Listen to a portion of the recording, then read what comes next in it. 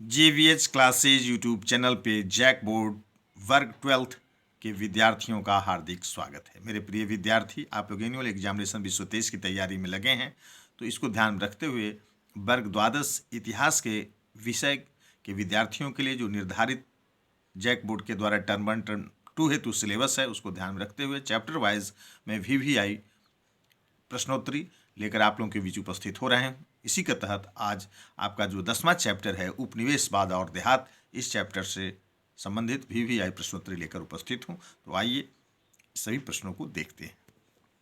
Question number 1, औपनिवेशिक शासन सबसे पहले भारत में कहाँ स्थापित किया था?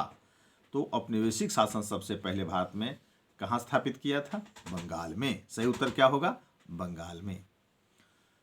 क्वेश्चन नंबर 2, इस्तमरारी बंदोबस्त कब लागू किया गया?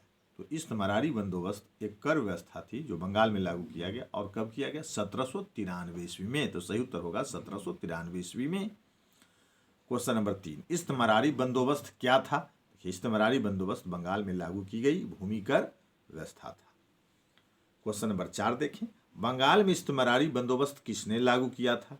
तो उस समय गवर्नर जनरल थे लॉर्ड कॉर्नवालिस बंगाल के। तो लॉर्ड कॉर्नवालिस ने ही बंगाल में इस्तमरारी बंदोबस्त लागू किए थे। क्वेश्चन नंबर 5, अंग्रेजों के शासनकाल में रैयत शब्द का क्या अर्थ होता था?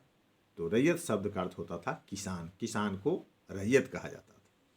क्वेश्चन नंबर 6 देखें, अंग्रेजों के शासन काल में अमला कौन होता था? तो अमला और दफला दो पद इसी प्रकार का था। तो अमला जमींदार के अधिकारी को अमला कहा जाता था। अब देखें क्वेश्चन नंबर 7, औपनिवेशिक शासन काल में बंगाल में जोतदार कौन थे? जोतदार धनी किसान को कहा जाता था। बंगाल में जोतदार धनी किसानों को कहा जाता था। क्वेश्चन नंबर 8, फ्रांसिस बुकानन कौन था? तो फ्रांसिस बुकानन एक चिकित्सक थे जो बंगाल कैडर में उस समय बहाल थे और ये भूमि प्रबंधन की भी जिम्मेदारी देखे थे। तो फ्रांसिस बुकानन कौन था? तो फ्रांसिस बुकानन एक चिकित्सक था। पहाड़िया लोग किस प्रकार की खेती करती थी? तो पहाड़िया जनजाति लोग, तो पहाड़िया लोग किस प्रकार की खेती करते थे? झूम खेती। पहाड़िया लोग झूम खेती करते थे। क्वेश्चन नंबर 10, किस रिपोर्ट का संबंध भारत में ईस्ट इंडिया कंपनी के क्रियाकलापों से है? तो पांचवी रिपोर्ट। पांचवी रिपोर्ट का संबंध भारत में ईस्ट इंडिया कंपनी की क्रियाकलापों से है। Question number 11, east India company को जमींदारों द्वारा किसानों से वसूल किए गए भूमि कर का कितना भाग भुगतान करना पड़ता था? तो 10/11 भाग।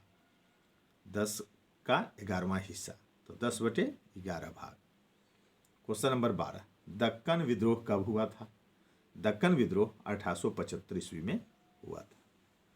क्वेश्चन नंबर 13, अंग्रेजों ने रैयतवाड़ी प्रथा की शुरुआत किस प्रांत में की थी? तो रैयतवाड़ी बंदोबस्त दक्षिण में लागू हुआ था, वह मद्रास और बम्बई प्रेसिडेंसी में हुआ था। तो अंग्रेजों ने रैयतवाड़ी व्यवस्था की शुरुआत मद्रास और बम्बई प्रेसिडेंसी में किया था। क्वेश्चन नंबर 14 देखें, दामिन ई कोह क्या था? तो दामिन ई कोह संथालों के लिए सीमांकित स्थान था। संथालों की भूमि जो सीमांकित किया गया था उन्हें दामिने कोह के नाम से जाना जाता था। अभी मैंने ऊपर बताया था भूमि सीमांकन का कार्य भी फ्रांसिस बुकानन देखे थे अंग्रेजों के नेतृत्व में। तो उन्होंने ही ये संथालों के लिए यह क्षेत्र निर्धारित किया था। दामिनी को क्या था? तो आप लिखेंगे संथालों के लिए सीमांकित स्थान। क्वेश्चन नंबर 15, संथाल विद्रोह कब हुआ था? इसके नायक कौन थे? तो संथाल विद्रोह 1855 ईस्वी में हुआ था और इसके नायक सिद्धू और कान्हू दो भाई थे।